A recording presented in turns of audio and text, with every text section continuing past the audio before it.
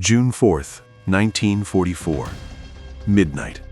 Southwick House, Portsmouth, England. Rain lashes against the windows of the old manor like machine gun fire. Inside the map room, cigarette smoke hangs thick in the air, mixing with the damp chill that seeps through every crack. General Dwight D. Eisenhower, Supreme Allied Commander, stands hunched over the massive table, his eyes fixed on the swirling weather charts. The room is packed. British Air Chief Marshal Sir Trafford Leigh Mallory, Admiral Sir Bertram Ramsay, General Sir Bernard Montgomery, all of them waiting. The weight of the world presses down on one man's shoulders. You can almost hear the howling wind outside, rattling the glass as if the Atlantic itself is protesting. Forecasters huddle in the corner, their faces grim. Group Captain James Stagg, the chief meteorologist, steps forward again. "Sir, the low-pressure system is deepening. Winds up to 40 knots in the channel tomorrow. Seas running 6 feet or more. Impossible conditions for the landings." Eisenhower nods slowly, his jaw tight. He lights another cigarette, his third in 10 minutes. The invasion fleet is already at sea. Thousands of ships, loaded with over 150,000 men, churning south toward Normandy. Paratroopers are prepped, ready to drop behind enemy lines. If he postpones now, the next viable tide and moonlight window is weeks away, mid-June at the earliest. By then, the secret might leak. The Germans could reinforce. The whole intricate web of deception, Operation Fortitude, the phantom armies, the fake radio traffic could unravel. But if he goes tomorrow, June 5th, disaster. Airborne divisions scattered by gale force winds, landing craft swamped before they hit the beaches, men drowning in the surf before firing a shot. Leigh Mallory warns of catastrophic losses in the air. Montgomery argues for delay. The room falls silent, all eyes on Ike. He paces, back and forth. The clock ticks relentlessly. Hours slip away. Outside, the storm rages on, as if mocking the fragility of their plans. Then, just past 4 a.m., Stagg returns with a new report. A brief ridge of high pressure is pushing in behind the front. A narrow window, calmer on the 6th before another storm hits on the 7th. Not perfect, far from it. Winds still strong, clouds low, seas rough. But possible. Eisenhower stops pacing. He looks around the room. "The question is," he says quietly, "just how long can you hang this operation on the end of a weather rope?" No one answers. He exhales smoke, thinks of the boys waiting in the ports, the letters in their pockets, the prayers unspoken. Finally, he speaks. "I'm quite positive we must give the order. I don't see how we can possibly do anything else." But doubt lingers. The meeting breaks, more consultations. The fleet is signaled to turn back temporarily, buying time. As dawn approaches on June 5th, the decision still hangs in the balance. One more briefing, one more forecast, one man to say yes or no. And in that final huddle, with the fate of millions riding on a gamble against the elements, Eisenhower makes the call that will echo through history. But what if the weather doesn't hold? What if the Germans spot the armada in time? The storm outside has not let up. Rain still drums on the roof like distant artillery. Eisenhower returns from a brief walk in the grounds, coat soaked, face set like stone. The commanders reassemble. Group Captain Stagg lays out the latest charts one more time. The ridge of high pressure is holding, barely. Winds moderating slightly by dawn tomorrow. Cloud cover breaking just enough for the bombers and spotters. Seas still heavy, but manageable if the fleet sails now. You can sense the exhaustion in the room. These men have been arguing, calculating, second-guessing for nearly 48 hours straight. Coffee cups are cold, ashtrays overflow. Montgomery, ever confident, pushes for the go-ahead. Leigh Mallory remains grim about air losses, but concedes it's the least bad option. Admiral Ramsay nods. He can get the ships across if they leave immediately. Eisenhower listens, says little. His eyes move from face to face, then to the map of Normandy pinned on the wall. 5 beaches: Utah, Omaha, Gold, Juno, sword, arrows drawn in grease pencil, airborne drop zones marked in red. He thinks of the 101st and 82nd Airborne already loading into their C-47s across England, young men joking nervously in the dim light of hangars, painting black and white invasion stripes on wings, checking parachutes one last time. He thinks of the Rangers climbing Pointe du Hoc in the dark, of the British and Canadians hitting sword and gold, of the boys from Nebraska and Brooklyn and Manchester who will step off ramps into chest-deep water under fire. The room waits. Finally, Ike straightens. His voice is calm, almost quiet.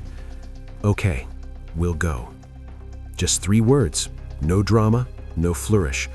But in that moment, the largest invasion force in human history is unleashed. Signals flash out immediately. Radio rooms burst into life. Encoded messages race to every port, every airfield, every ship already at sea. Proceed with Operation Neptune. D-Day is 6 June 1944. Across southern England, engines roar to life. At Scapa Flow, battleships weigh anchor. In the Channel, destroyers that had turned back now swing south again. Men who had been told to stand down suddenly scramble, boots pounding on decks, helmets snatched up, rifles loaded.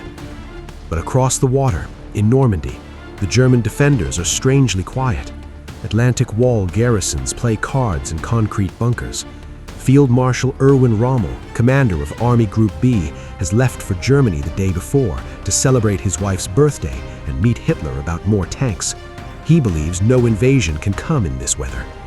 The Allied meteorologists have seen what the Germans have not, that fleeting, fragile window. As midnight passes and June 6th begins, the first Pathfinder aircraft lift off into turbulent skies. Thousands more will follow. The Armada, nearly 7,000 vessels, steams toward France under low clouds and driving rain. Eisenhower drives to Newbury Airfield to watch the 101st Airborne depart. He stands in the drizzle as plane after plane thunders down the runway, navigation lights winking red and green, disappearing into the black. Paratroopers wave from open doors. Some shout, "See you in Berlin, Ike." He forces a smile, hands in pockets, heart heavy. Later, alone in his trailer, he pulls out a notepad and writes a short message in case it all goes wrong. "Our landings have failed. The troops, the air, and the Navy did all that bravery and devotion to duty could do. If any blame or fault attaches to the attempt, it is mine alone." He folds the note, slips it into his wallet, and tries to sleep. But out over the Channel, the first waves are already closing on the Normandy coast. Dawn is only hours away. And when the sun rises on June 6th, nothing will ever be the same. The drone of hundreds of C-47 sky trains fills the night sky like an angry swarm. Inside each aircraft, paratroopers of the 101st and 82nd Airborne Divisions sit shoulder to shoulder on cold aluminum benches, faces blackened with cocoa powder and charcoal, rifles clutched between their knees. The air reeks of vomit, engine oil, and fear. Red jump lights glow dimly overhead. No one speaks much now. The joking stopped hours ago. You can almost feel the lurch in your stomach as the planes buck through low cloud and driving rain. Flak begins to crackle below. German anti-aircraft batteries waking up, startled by the sudden roar from the west. Tracers arc upward in lazy red lines, then snap past the fuselages with vicious speed. One C-47 takes a direct hit. It spirals away, trailing fire, no chutes visible in the dark. Pathfinders from the 101st, small teams tasked with marking drop zones, jump first. They plummet into blackness at 600 feet, far lower than planned, to stay under the clouds. Wind gusts rip at their chutes. Some land miles off target, in flooded fields or treetops. One team hits the ground near St. Mary Glees just as the town square erupts in chaos, German troops rushing to a house fire started by a stray bomb. Paratroopers and Germans collide in the streets before either side knows the invasion has begun. Behind them, the main waves follow. Stick by stick, green lights flicker on. "Stand up, hook up," jumpmasters shout over the roar. Static lines snap taut. Men shuffle to the doors, staring out into a void of cloud and tracer fire. Private John Steele of the 505th Parachute Infantry Regiment feels the slap of prop blast as he exits. His chute snags on the church steeple of St. Mary Glees. He dangles there, feigning death for hours as bullets snap around him, watching comrades fight and die in the square below. Most are not so visible. The combination of low cloud, high winds, and scattered flak scatters the drops terribly. Entire companies land 10, 15, 20 miles from their zones. Some troopers drown in the flooded marshes behind Utah Beach, weighed down with equipment. Others come down in the hedgerows of Normandy's bocage country, alone or in pairs, disoriented in the pitch black. Yet something extraordinary begins to happen. These scattered men, cooks, clerks, engineers, and riflemen do not panic. They click their cricket toys in the darkness, seeking friendlies. Small groups form. Lieutenants and sergeants take charge of whoever is nearest, regardless of unit. They move toward the sound of gunfire, toward distant objectives marked only on crumpled maps now soaked with rain. By 3 a.m., isolated bands of paratroopers are already cutting phone lines, blowing bridges, ambushing German convoys on narrow roads. The 82nd seizes key crossroads near St. Mary Glees. Elements of the 101st overrun German artillery batteries before the gunners can fire on Utah Beach. Across the channel, the naval bombardment begins at 5:50 a.m., a thunderous roar that shakes the earth. Battleships Texas and Arkansas, British cruisers, destroyers by the dozen open up on the Atlantic Wall. Shells scream overhead like freight trains. On the beaches, the first landing craft lower their ramps into gray, churning surf. Men of the 1st, 4th, and 29th Infantry Divisions wade ashore under fire that, in some sectors, is mercifully light. But on one stretch of sand codenamed Omaha, the storm of steel is apocalyptic.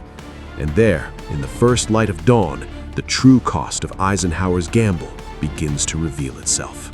June 6, 1944, 6:30 a.m., Omaha Beach, Normandy. The ramp drops with a metallic crash. Icy water surges into the waist, then the chest. Men of Company A, 116th Infantry Regiment, 29th Division, stumble forward into the gray dawn, rifles held high. The beach ahead looks deceptively calm. Wide expanse of wet sand, low dunes, chalk cliffs rising beyond. But then, the world erupts. German machine guns and concrete nests atop the bluffs open up in perfect enfilade. MG-42s chatter at 1,200 rounds a minute, the sound like ripping canvas. Mortars whistle down. 88mm shells from Widerstands Nest 62 explode in geysers of sand and body parts. The first wave is cut to pieces before most men clear the water. You can almost taste the cordite and salt spray, hear the screams over the crash of waves. Bullets slap into flesh with sickening thuds. Men collapse in the surf, turning the shallows pink. Landing craft behind take direct hits. Flames billow. Ammunition cooks off in sharp cracks. Bodies float face down, rolling gently with each wave. The shingle bank, a low pile of stones at the high water mark, becomes the only cover. Survivors crawl there, huddling behind dead comrades or wrecked equipment. Officers try to rally them. Lieutenant John Spaulding of the 16th Infantry finds a handful of men pinned down. "We've got to move or we'll die here." He leads a small group up a draw between bluffs, dodging grenades, picking off defenders one by one. But for hours, the beach is a slaughter pen. Entire companies are wiped out. The 116th loses nearly 2/3 of its strength in minutes. Bangalore torpedoes meant to blow gaps in barbed wire sink in the surf. Demolition teams never reach the obstacles. Tanks, DD Shermans launched too far out, swamp and founder in the heavy seas. Only a handful crawl ashore. By 8 a.m., the tide is rising fast, compressing the survivors into a narrower strip. General Clarence Hubner, watching from an offshore command ship, radios grimly. Situation critical on Easy Red and Fox Green. Troops pinned down. Yet, something shifts. Navy destroyers, risking grounding, steam in close, almost beaching themselves. Guns blazing point blank at bunkers. USS Frankfurt duels an 88mm emplacement until it falls silent. Shore-fire control parties, soaked and bleeding, direct salvos with incredible precision. On the beach, small acts of defiance multiply. A sergeant drags a wounded man to cover while returning fire. Rangers who landed by mistake on Omaha join the fight, scaling cliffs with ropes and bayonets.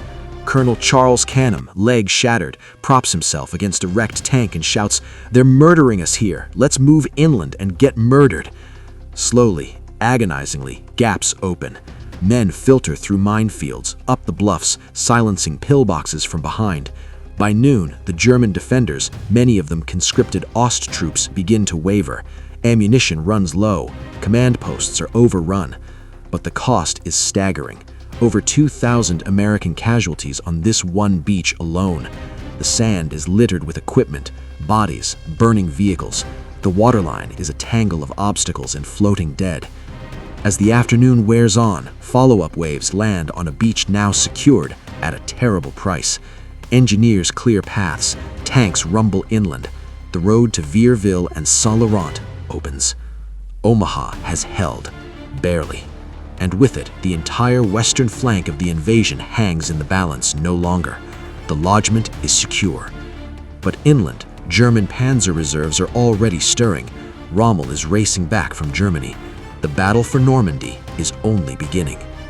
And in the fading light of D-Day, Eisenhower receives the first reports. Beaches secured, airborne objectives partially taken, casualties heavy but acceptable.